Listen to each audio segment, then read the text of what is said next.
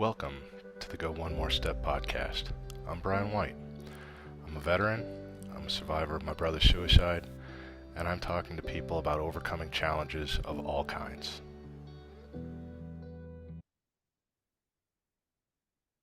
So, hey man, how are you? I'm good, sir. How you been? I'm great, dude. I'm great. Thanks for the time. And I know I've said it, and I'll say it now, and I'm going to say it again.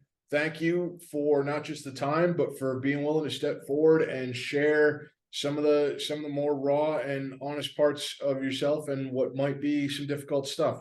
I appreciate it very much, and I'm sure those that are going to watch this are going to get a lot from it. And I hope that you're happy with the decision to do so and proud of the fact that you're going to be able to probably help some folks with this. And we talked earlier, Brian, and like the mission you're on here is I'm 100% on board. I told you that earlier. Like what you're doing, getting the message out and being there for people that need to hear this. So anything I can do to help, I appreciate it. That's awesome, dude. That's awesome. So for background for those watching, you and I know each other because of the 40-something white guy disease in suburban America, which is we met on the softball field. And kind of similar parallel paths, if not similar. Both work in the and have worked in the DoD and defense realm, but two fairly different life paths. And as we got to talking and as we got to know each other a little more, I found out you have worked through some stuff. And the whole point of this show is to talk to folks who have done hard things and persevered through hard situations, whether that be of their own making or not. So I think the best way to start is for you to just start. Tell us what it is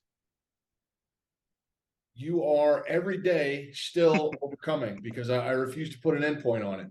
No, Talk about absolutely. some of the levels of difficulty folks are dealing with on the show. There is no endpoint. You're on the path of perseverance, but that's a never-ending path. So tell me how you got here. I appreciate that, and that was a heck of a season, man. And like it was a pleasure to meet you and like everyone on that team. And I'm one of the few that I I'm a civilian. I never served, but I am a federal employee. And I was actually thinking about this earlier when I was showering, and we're going to get to that point of showering in Okay. in this conversation. Um, we both raised our right hand and swore to defend, and it's strange having that conversation knowing that I've never put on a uniform, I've never done this, Right. but I'm a civilian, so I'm coming from the civilian side. Mhm. I'm my pains and my path is much different than someone that has you know picked up a rifle and has sworn to defend me. I can't speak for them, but I Right. want to give that other side. So that's my plan And for and today. and to that point, I like that we have folks who like we're expressing a range of life paths. Because the more people I talk to from the more varied backgrounds and life paths, the more I find that doing hard stuff is pretty universal. And facing hard things is not limited to those in uniform by any means. Overcoming challenges and facing danger, facing trauma is by no means limited to those that wear uniforms. That's a unique category of it, yes. But trauma is trauma. And what I'm finding more and more, the more people I talk to, is the way that, and I'm betting that what I'm going to hear from you is at least one way of dealing with this that we've heard from other folks from completely different walks of life. And kind of these universal truths are what's really starting to highlight themselves to me. It's 100% correct. And yeah, I'm a Nats fan. I'm a huge Washington D.C. local sports team, and like I hate to use this term. So when the Nats won this World Series in 2019, Davy Johnson said, "Bumpy roads often lead to beautiful places." I So like that. that's it. That actually really hit home, and for anyone that is going through bumpy roads, like that's the end goal. That's where we want to be. Um, so I'm gonna go back to your point and how I got here and where I was. I'll give you a brief. I'll try to keep it under 5 minutes. Uh, All the time you need, man. I'm 43. I actually turned 44 in 9 days. Oh, wow. So I know I'm getting to that midlife crisis. Well, no, I already had my midlife crisis. What am I talking about? Um, so I'm a State Department kid. My parents were in the Foreign Service. My dad was a CB before he was in the Foreign Service. He served a tour in the jungle. My grandfather, um, he retired a chief in the Navy, served in Korea. So serving my country, and this is I'm going back to high school days of, there was an expectation, Mhm.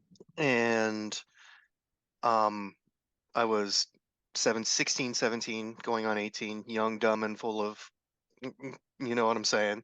And We I can see said, what you said. how am I going to give up 8 years of my life? Mhm.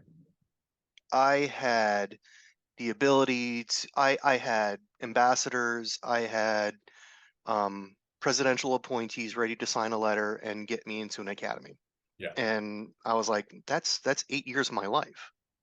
I was a different generation, and I said, no, I can't not no, I won't do it. It Mhm. wasn't that I couldn't do it, it's just I wouldn't do it. Yeah. And so I grew up overseas. I literally was surrounded by MSGs and embassy staff and political appointees and presidential appointees, ambassadors, DCMs.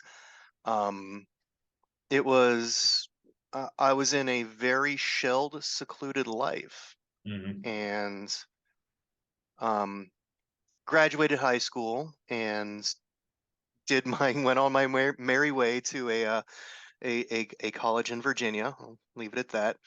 And I wasn't ready. Like Brian, I was not ready in the least, and um, I had already been dealing with, yeah, I'll say it, like ADHD, ADD issues. A lot of people say that's a crutch, but we can talk about that later. Um, but I was not ready. I was overcome, and it did not set my path correctly. I'll Mhm. keep that um, open-ended because I'm sure there will be questions and we can talk about that. But I set myself up for an uphill climb that I was not ready for, Okay. and um, there was a lot of personal, mental, physical issues that I was going through. Um, it's very easy to blame someone else, and this is, I think, part of the message that I wanted to talk about today is personal accountability. I'm 43 years old and I know when I fucked up. Yeah. Like I know when I fucked up. Like I can sit there and blame the system. I can, blame the school. I can blame my parents, but it wasn't their fault. Right. And this is, if I'm going to go on record, I'm going to go on record. It wasn't their fault. They tried. Everyone tried. I was too dumb, too young to listen, and I set that uphill battle against myself. So I do want to say that is you take accountability for when the accountability is due. And that's what I'm doing. And so it was a year into it, I joined a fraternity, and I'm kind of glazing over a year because it was freshman Mhm. going into my sophomore year. But I was partying more than I should have been studying and going to classes and being out on my own. I just didn't have the capabilities and the tools in place to get me to succeed. Right. Once again, that's on me. That's not on anyone else.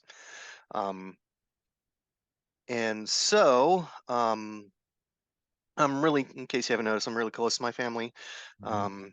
My grandfather is probably one of my was he passed a couple years ago, but he was my hero. Like he did everything that you could do to support the family. My grandma was definitely one of them. And like long story short, I was failing out of school, and we'll get into this. It's the wounds versus scars, and picking at the scabs and not having the tools that you need. But I did something stupid. I decided it wasn't worth it, and yeah, I'm not trying to glorify it. I immediately knew exactly what I had done. Went to my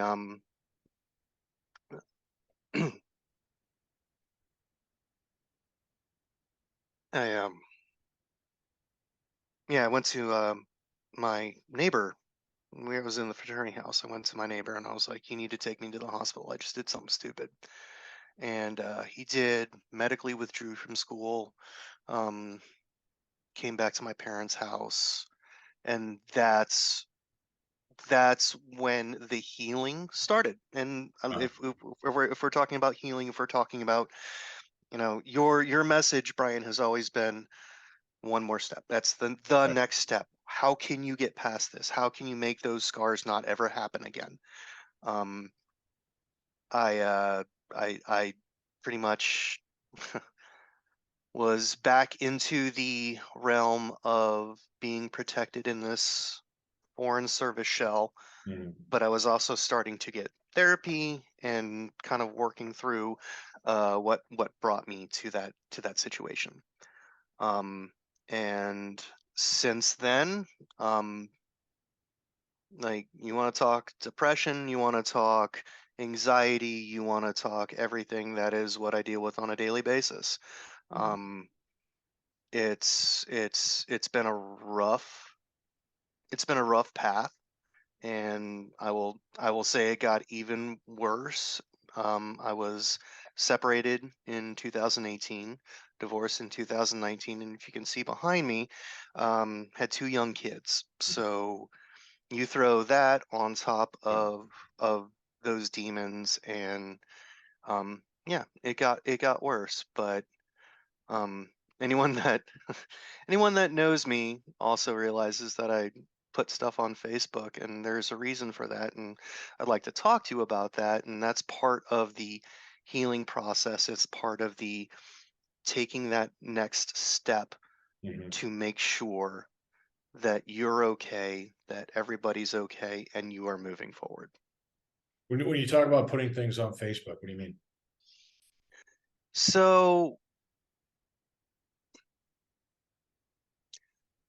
I have it took me a while to open up about the demons I was fighting, um, with the past that I have of the stupid decisions. Um, a lot of them were like, a lot of my friends were like, "Holy shit, why didn't you tell us before?" Right. And you want to talk about one more step, and this is what I truly like. If there's one message, Brian, one thing that I wish someone can take out of this, it's okay to say you're not okay. Yeah. If you are fighting these demons and you are fighting these battles and you are sitting there trying to make it through a day by day basis, I I have trust in my friends and I have trust in my family where if I was to open up about it, they're there for me. Mhm. The true friends and the true people that care and love you will be there. And so I chose social media as my outlet. And so when I was not okay, I literally, and it sounds stupid to say this, and I have friends who are like, you share too much on Facebook. You share too much, with with with with the world. But that's step one. Admitting you're not okay, Brian. Like, it's okay to be not okay. Yeah, I have a real problem. I have a very, very visceral response, and it's extremely negative to the Hollywood portrayal, and especially talking about military and government and service and folks that wear uniforms. This whole lone wolf thing and the strong silent type and Clint Eastwood that Hollywood loves to glorify, and like somehow military and police and all these other professions that are from moment one of induction completely codependent and team based. There's this aura of the strong silent type and suffering alone and bearing it up and stiff upper lip that frankly, and I've said it before already on another episode, is bullshit. Thank you. And I've talked to a lot of folks who spoke of role models, and you have as well, with your father and your grandfather especially. And a phrase that I've been finding myself using a lot is you had resilience modeled for you. A lot of people say, I come from a family of fighters, and my mother was, I had a single mom who had a job and these problems and this and this. And so at a young age, I saw all this. And I had resilience modeled. And what happens is people who have it modeled for them end up modeling it for others. What we need to start doing is modeling vulnerability. Hmm. And so this whole like, oh, you're oversharing. If you can't handle it, curate your own feed. I curate my social media feeds. You know what I take out is I have very good friends who are just angry all the time. And all they do is go on social media and talk about how angry they are at whoever is in charge and elected officials and this. And it's on both sides of the aisle. And I'm not going to say which side I fall on because I don't fall on either, frankly. But they're great people, but I've muted them because it's nothing but anger and negativity. When I pull up my social media, what I see is people supporting each other. I see a lot of dogs because dogs are awesome. Yeah. I see sports because even when that's going bad, it's not going bad for me. And when it's going great, it's going for everybody who's from my city, and that's good. And I see people who aren't afraid to hang it out and be vulnerable and be raw and be honest. The one thing I hate about social media, and I've deliberately posted and I've left in screw ups and bad edits and whatever, social media is everybody's highlight reel. And if you're in a tough spot, you're comparing your behind the scenes to everybody else's highlight reel and feeling less than and feeling like you're 20 to 30 times more behind the curve than you actually are. So Yes. if you're getting on Facebook or whatever media, and I see the ones you post, good for you. Do more of it. Because we need to model being vulnerable, which actually is one of the strongest things a human can do.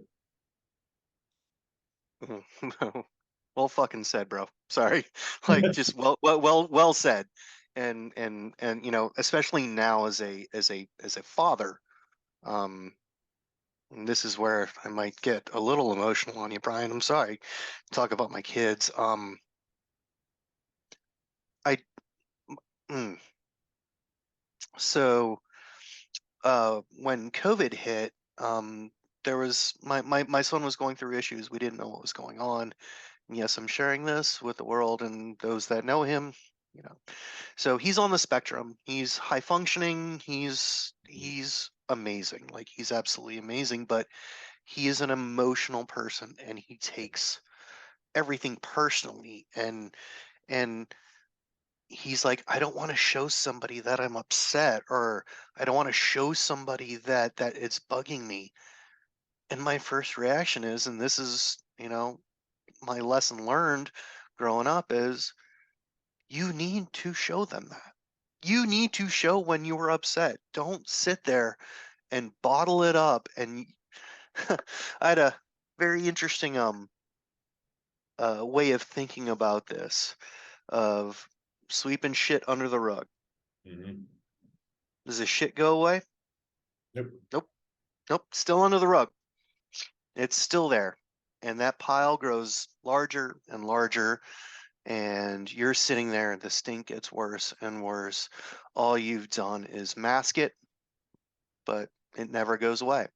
And so with my son and my daughter, and my daughter is this heartfelt soul that feels everybody's emotions, and she's the empath. And God bless my kids for being the empath and can read a room. But I tell them, if something is bugging you, tell your teacher, you tell me, you tell your friends. That has to happen, Brian. Yeah. And I know, this is another thing of being I was able to have dinner with an old friend from high school, and this is 1996, 1997. I haven't seen them in 20 plus 25 years, etc. Going through our friends list and like seeing how they're doing. Everybody has run into issues, Yeah. and this is where um it doesn't matter, male, female, black, white, Asian, Hispanic, like the, from if you're from Japan or you're from the US, it's not just a US thing. And this is, we call ourselves global nomads because that's what we were. We just basically grew up overseas without a home. So, home is where your hat laid. Um, it's everybody. It's everybody. And half of them were like, oh, we didn't know how to tell somebody this. We didn't know how to tell somebody that we were hurting and there was an issue.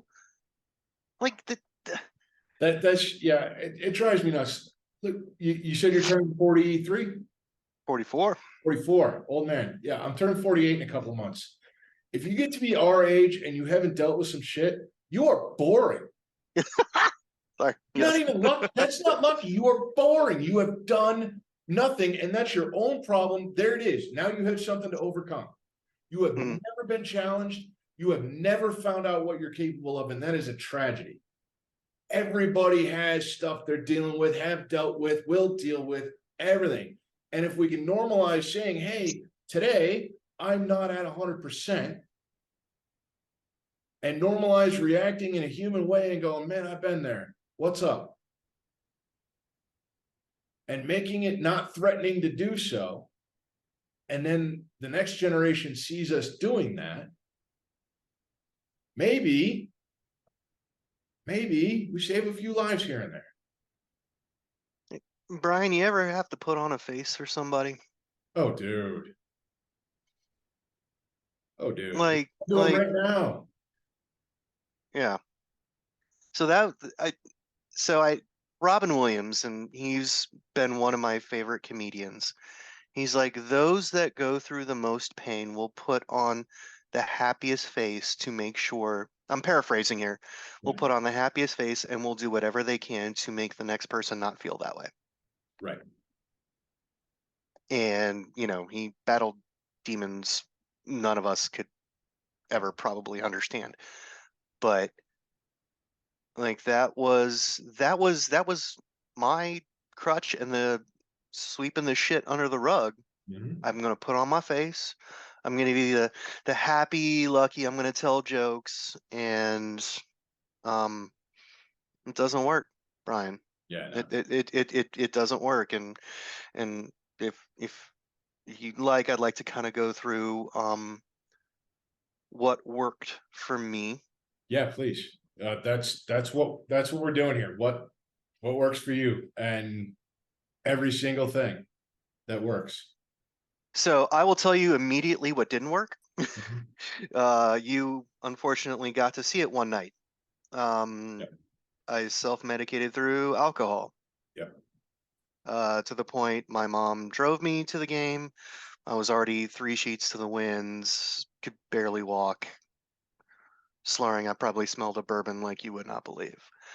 That was probably one of the lowest points, and luckily you got to see that. And I say luckily because there's a reason. Understanding the lows makes the highs just a little bit better. So self-medication did not work. What worked for me, I already said one, is saying it's okay to be not okay. Yeah. Reaching out to your friends, reaching out to loved ones, and saying I that was a very hard lesson to learn, was I need you. It wasn't like I want you, or I just no, I needed them to listen, and you know what? You find the right people to listen, and that's what works. And the second, then there's mixed emotions about therapy and talking to a licensed professional. Now, coming from, my parents are divorced, I'm divorced. We went through years, and my ex and I went through years of couples therapy. Like, we tried. I was in therapy, a week after the college incident. I've been in therapy as long as I can. Now, did the couples counseling, the couples therapy work? No. Am I still battling demons even though I'm talking to therapists and I'm trying to do that? Demons are still there. Yeah. And this is where I'm going to go back to your message of one more step. Yeah, guess what? Today, yeah, it didn't feel like it worked, but maybe there'll be a breakthrough tomorrow. Maybe I will come up to this, coming to Jesus moment, this aha, like, I have figured it out. I have found the key. You can't do that if you are stuck in neutral. Yeah, it's true. And I used the visual of a road very deliberately, because at the risk of being really trite, the journey is the destination. And I have a real problem again with Hollywood. I have so many problems with Hollywood, but popular media also, and and the way some of this is even presented in true life stories, where there's, like you said, this aha moment. Now I've figured it out. And in a lot of these stories, these fictionalized versions, or the cleaned up highlight reel celebrity versions, there's a line, there's a point after which everything is okay. There's a happily ever after. Sorry to say it, there's no happily ever after. There's no Emerald Castle at the end of this road. This road is the reality, and walking the road is the Emerald Castle. I was hoping you were going to Because say it's that. always there. I've literally been in therapy for over half my life. Brian, like, over half my life. Yeah. I'm still walking. Yeah. I'm still walking the road. You want to hope, and you want to pray, and you want to just be like, this is going to be it. If you can find that, put it up in a jar and send it to me. I will gladly do whatever I need with it. But the you nailed it on the head. It's that road. That walking that road, taking that one extra step, learning from your scars. And we talked about this, and what scars truly mean. Like, scars are healed wounds. Yeah. There were a lot of wounds, but from those wounds become scars. And how do you learn from those scars? How do you make yourself better for yourself, or for Right. Yeah. It's I'm unprepared for this episode because I don't remember off the top of my head, and I don't have a list just off camera. Sure. There's a quote that I really love, and I don't remember who said it, That's the only 2 days you can't control are yesterday and tomorrow. Oh, that's really fucking good, Brian. Jesus. And so, I mean, we're all on a road. What's behind us is behind us. We can take those lessons and apply them today. What's ahead of us is ahead of us. And we can't worry about that until we get to it, and only deal with what's in front of our right foot and then what's in front of our left foot. Repeat as necessary. Hmm. You did Spartan races earlier in this year, didn't Yeah. you? And that was, believe it or not, I got the trifecta medal as well. Nice. That was part of my healing journey as well, and Yeah. that was going to be my number 3 before we get into anything. Was physical exercise, just Yeah. Big time. fighting out the demons by lifting weights and sandbags and throwing spears and Oh going yeah. in the mud and all that. Um, I learned a lot about myself in those hours of training, Oh yeah. and it was one of those things where you talk about demons and that little voice in the back of your head. When you set that goal of, I'm going to finish this race, I am going to finish this marathon, I'm going to finish this whatever goal that you set for yourself, that takes over. Yeah. And I I that's why I loved softball. Like, old man softball is just for those couple of hours. You don't think about that. You're just like, I'm there with my boys, we're having fun. I'm trying to get a base hit. I'm trying to win the game. I'm trying to make a good play. That needs to be a part of it. Sitting on your ass, Yep. not doing anything and stewing in the shit that you piled up under the rug. And I am living proof that that happens and it can eat you alive. Yeah. That's not how you get better. Yeah. It's not. So Yeah, no, you're absolutely right. And the Spartan races and obstacle races are a great tool for that, just because they're really hard. And they're a slog, and they challenge you physically in a lot of different realms. And that becomes its own mental challenge, which is great. And it will, and I don't care what kind of shape you're in, because if you started in horrible shape, it's going to be a slog all the way through. If you started in great shape, you're going to go out like a gazelle and you're going to wear yourself out. And it's infinitely scalable. It's hard no matter who's doing it, because the only thing that changes is the speed. And what that does, and there's brain study after brain study after brain study, is that physical discomfort is toughening you up for mental discomfort, and vice versa. yes. And you might never make the conscious connect. You might never be in a tough spot and think, you know what, I ran a Spartan race, I can do this. Because that's that, the swelling Rocky music in the background. But what happens is your brain gets used to dealing with discomfort and overcoming challenges. And so without saying, I've done this, I can do this, your brain just goes right to, we can get through this. Because you've built the habit of getting through whatever it is. And the races, those races are great for it, because it's get to the next obstacle. And it could be 100 yards, it could be 500 yards. And now you're at the obstacle. Figure out how to get over, around, under, whatever it is. And if you can't do that, you get through 30 burpees. And now get to the next obstacle, because that's over. I'm gonna throw a wrinkle at you, Brian. If I can't get over that obstacle, I got friends and racers there ready to help me. Well, yes, absolutely. Absolutely. Like the I don't, if you remember, like the inverted wall. Yeah. I'm not like the smallest dude, okay? Like, I literally had like 2 grown ass men with their hands underneath helping me push up.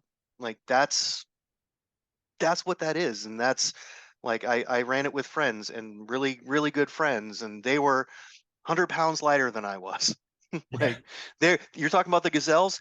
They were the gazelles. All right. I'm the wildebeest. Right.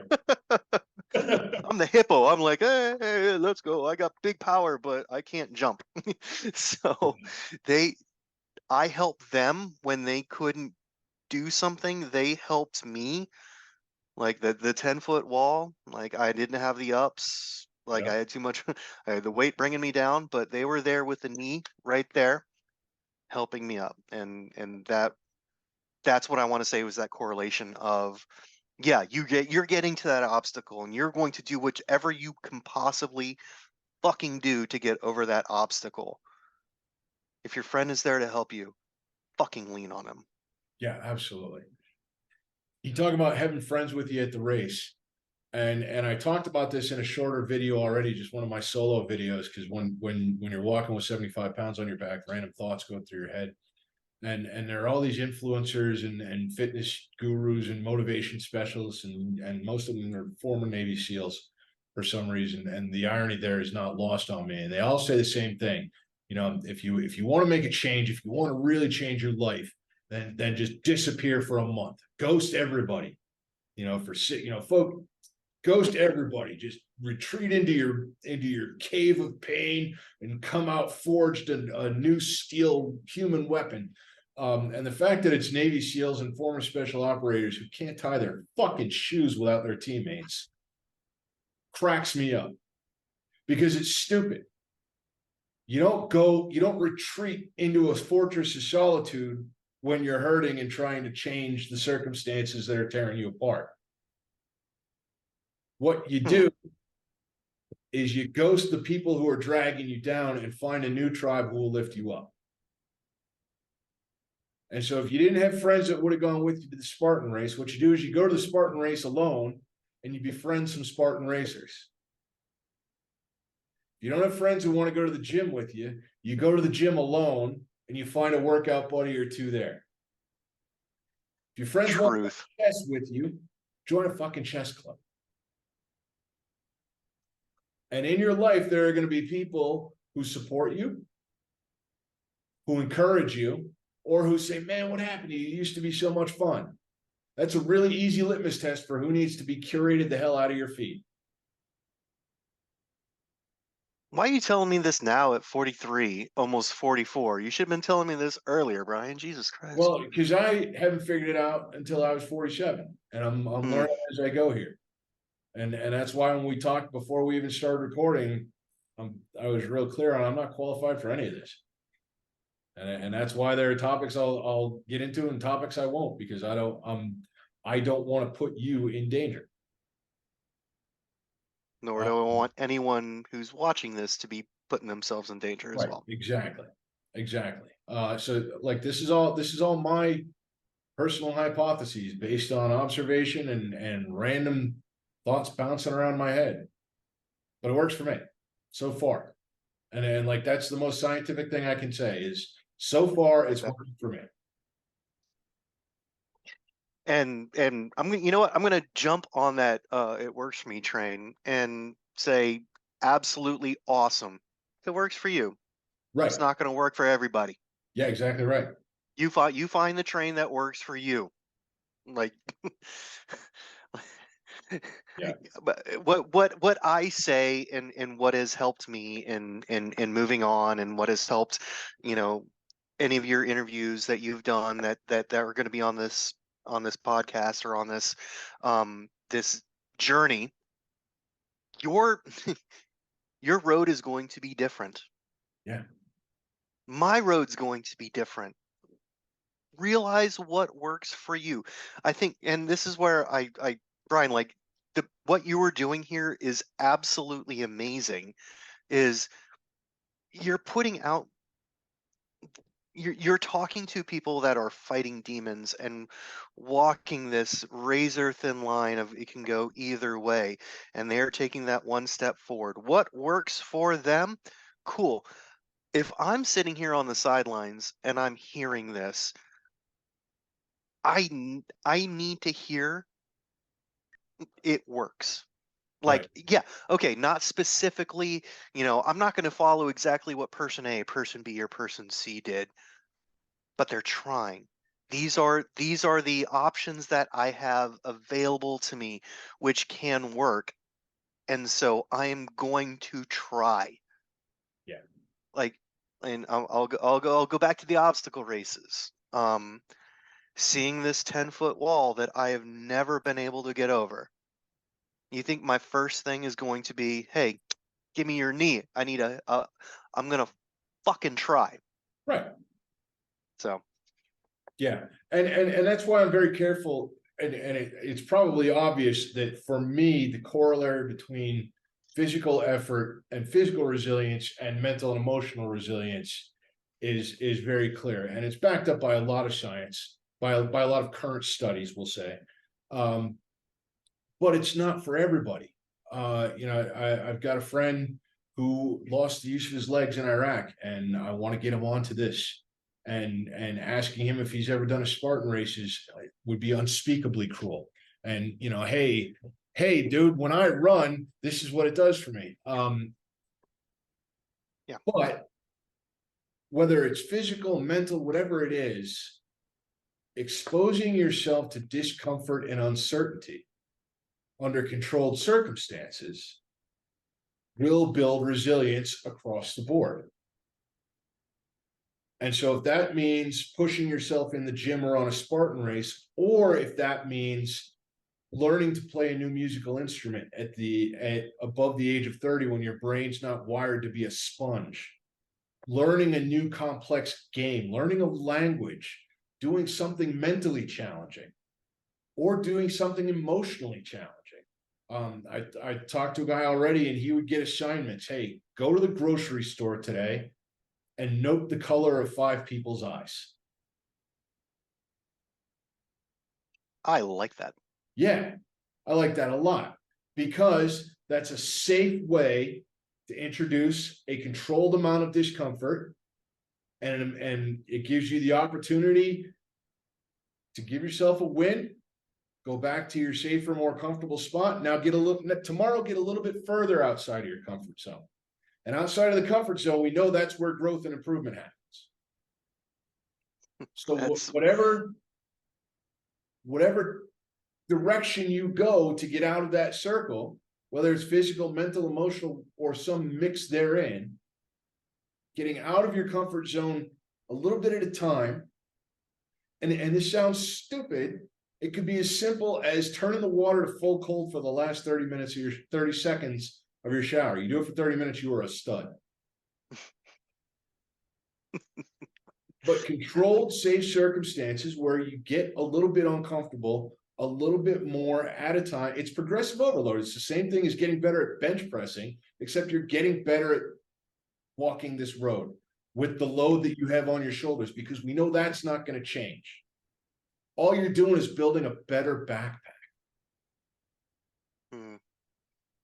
I like that. I really like how you just said that. And I'll jump on that train again.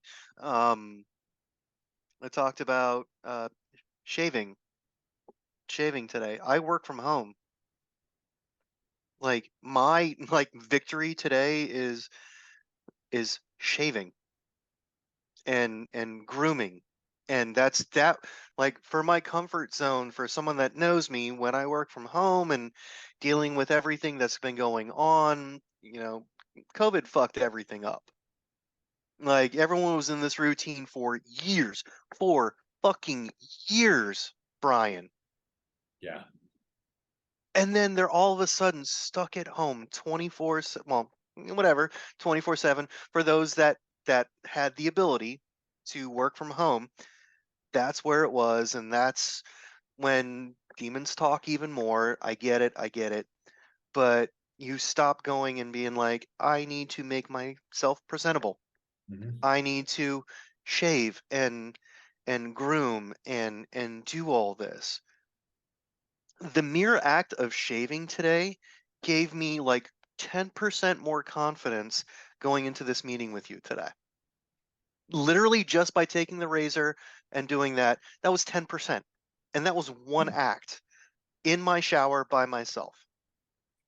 This is hugely important to me, because there are days that the mere act of shaving is a 10% improvement for you.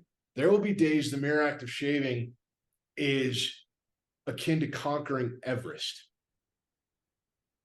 There will be days that shaving is just what you do on the way to work. It's a sliding scale for everyone. And what you've got to do is realize where you are on that scale and acknowledge the wins. That is acknowledge of wins. That this is why you're leading this, and I'm not. Like acknowledge the fucking wins. Like something like that for anyone going through anything, whether it be shaving or making your bed in the morning or doing Yeah. a load of laundry or going out and going grocery shopping instead of having it delivered because you just don't want to deal with anybody or anything. Acknowledge the win, accept it. That's you're already on the journey. You're already on the road. Let me ask you a question. On the days when shaving's the victory, once you finish shaving, how many more victories do you pile on after that because you took the first one? I already have a load in the washer and a load in the dryer. Yeah. That to me is what one more step means.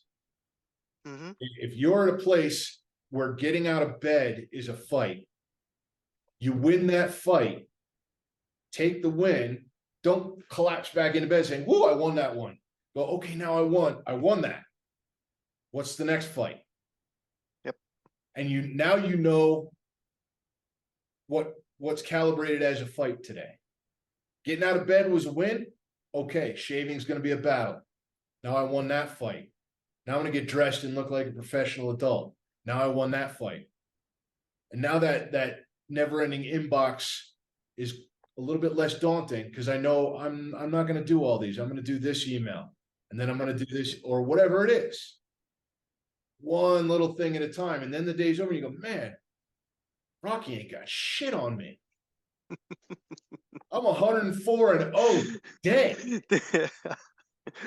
Absolutely, bro. And this is like I you were talking about that. I put on a collared shirt.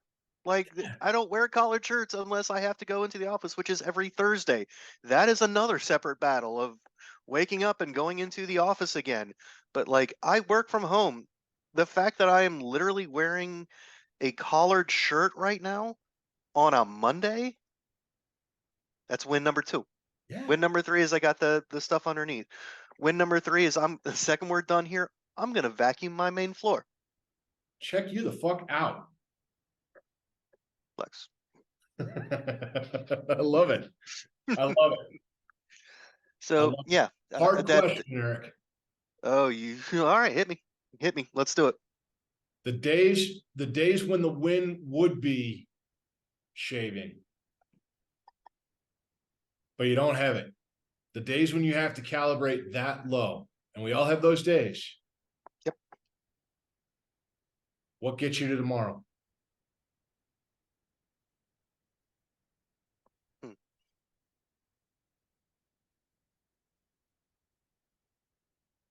It's a hard question, but I already know the answer and I'm trying to like Yeah.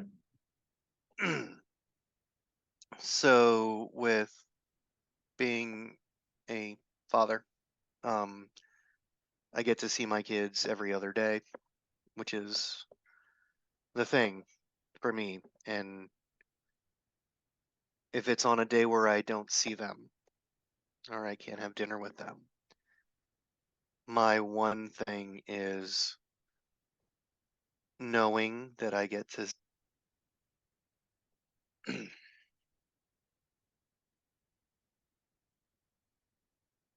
I will I will I will I will keep this broad because not everyone has kids and I understand that, and being able to talk to family, to cook a meal. We want to talk about those small victories. Cooking myself a meal. But it for me, and once again, I cannot speak for anyone, and not everyone has kids, has the ability to have kids. I'm not trying to they're my family is my driving.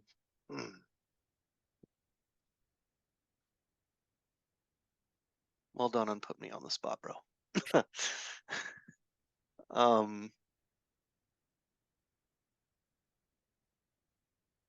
So let me sum it up for you. You know your why. yeah, I do actually. I do. My why is I need to be an example, if not for my kids, but for my own damn self. Like, Why can't it be both? that's what I'm saying. Yes, you're absolutely right. It should be both. But for me, it's they will always come first. And I look, and I say hmm, this not as sorry. not a parent. So I intellectually get the kids always come first.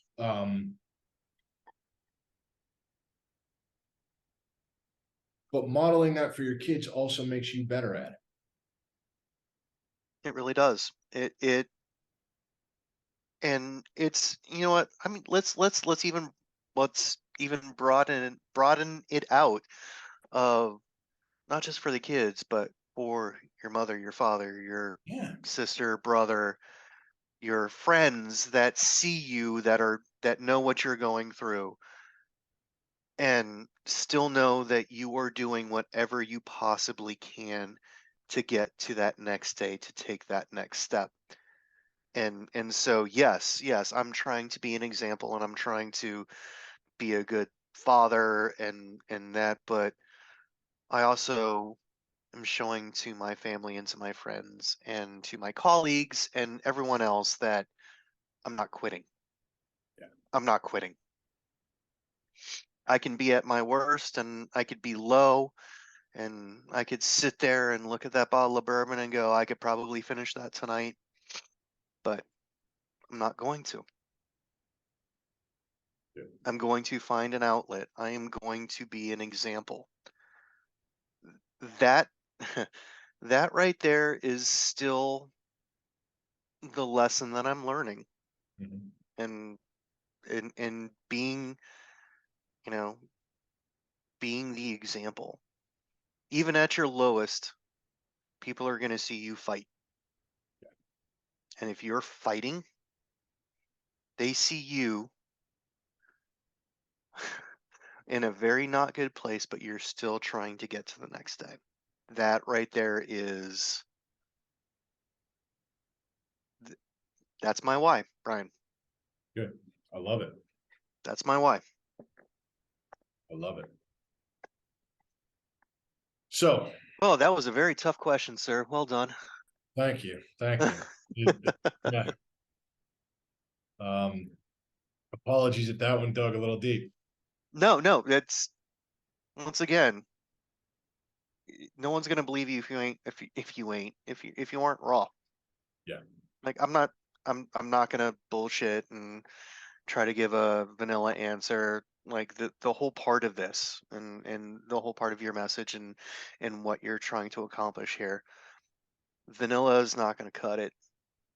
Yeah. People aren't going to get what they need out of it if someone's just going to go, well, just try your best, and say 10 Hail Marys, or whatever you need to do. It's not going to work. They need to see it is raw. They are not the only ones going. This is another big thing, Brian. They need to know that they're not the only ones going through it.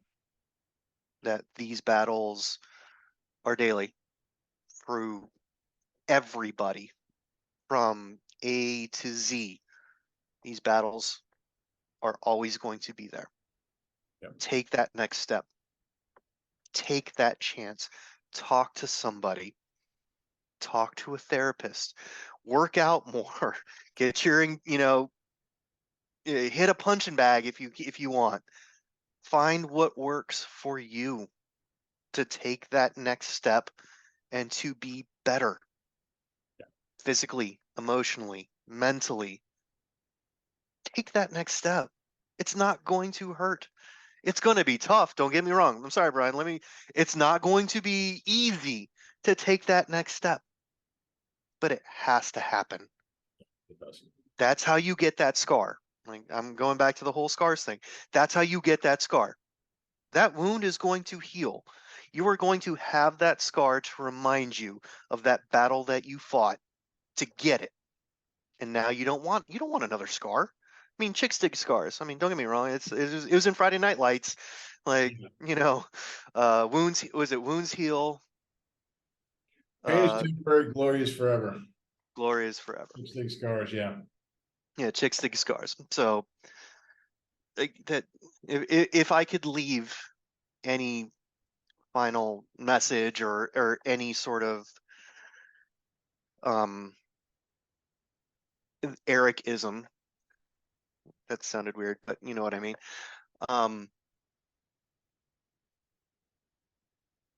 And this is I'm gonna be personal here of when you judge somebody and you not walk a mile in their shoes, you never know the demons someone may be battling when you meet them. And so this this is more of on the esoteric, like broad picture here. Give that person the benefit of the doubt because you don't know what they're going through. Support them if you can. If like, look, if you're going through your own shit, like I get it, but it's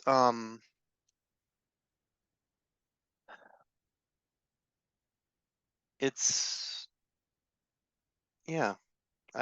Sorry, I'm getting lost in my own head here.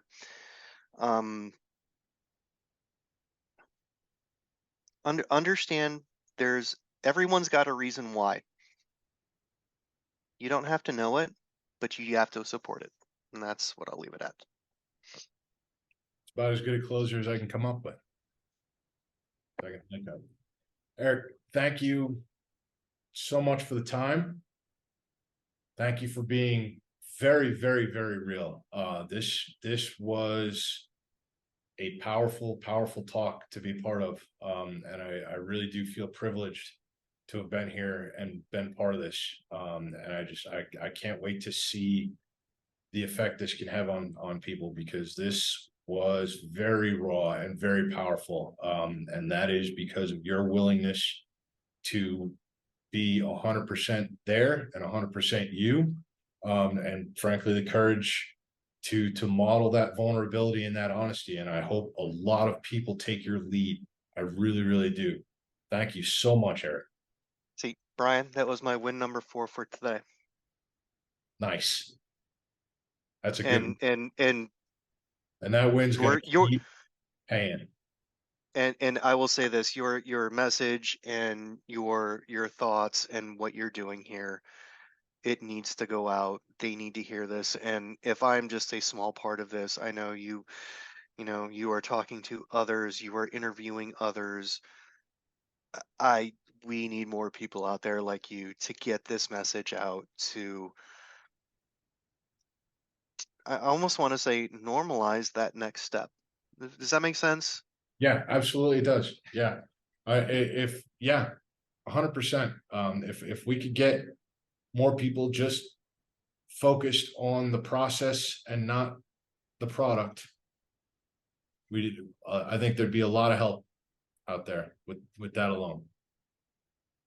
Brian, you're doing amazing work, and I commend you, and I can't wait to see how this plays out. Thanks, man.